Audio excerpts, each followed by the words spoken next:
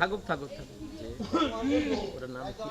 তো রাত 10টার দিকে আমাদের কাছে ফোন আসে যে বাড়ি থেকে মোটামুটি 25-30 লাখ টাকার গহনা ছিল, এগুলো সব লুট করে নিয়ে গেছে, ড্রয়ার ভেঙে আলমারি ভেঙে নিয়ে গেছে আর কি। কারণ আমরা মনে করছি যে কাজের মেয়ে একটা থাকে, ওইটাই মানে শব্দ কি করে থালি করায় মানজে নালা কিছু শব্দ শুনছি, শুনিয়ে আমরা পরে বাড়ি আসি দেখি সবাই আসছি গেটে মারা, পরে আমরা ঢুকবার পানি, পরে আমরা পাশে আসি, পরে যে আমার একটা দেওয়ার আছে, ওই দেওয়ারটার সাথে পরে আমরা আসিয়ে দেখি এই আলমারি খোলা, জিনিসপাতি নিচে।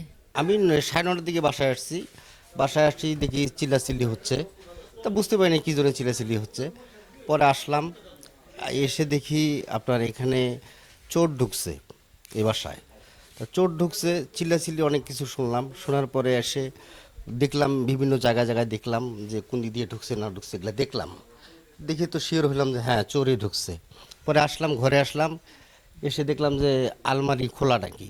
পরে দেখলাম হ্যাঁ আলমারি খোলা, এখানে সোনা ছিল, তারপরে আপনার সোনা গহনা, তারপর টাকা পয়সা অনেক কিছু ছিল আর কি।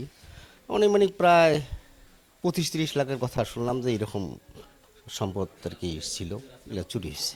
রাত্রি 11:30, 11:30টার দিকে একটু সংবাদ পেলাম যে এই কুমারী ইউনিয়নের জনৈক এক প্রবাসী ডিপন রাসেল, তারা আমেরিকান প্রবাসী, তাদের বাড়িতে এক ঘরের ভিতরে ঢুকে আলমিরা ভেঙে কিছু স্বর্ণালঙ্কার এবং টাকা নিয়েছে।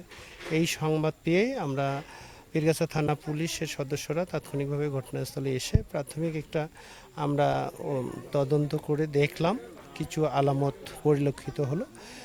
এই বিষয়ে একটা অভিযোগ প্রাপ্তি সাপেক্ষে মামলা রুজু করে আইনগত ব্যবস্থা গ্রহণ করব।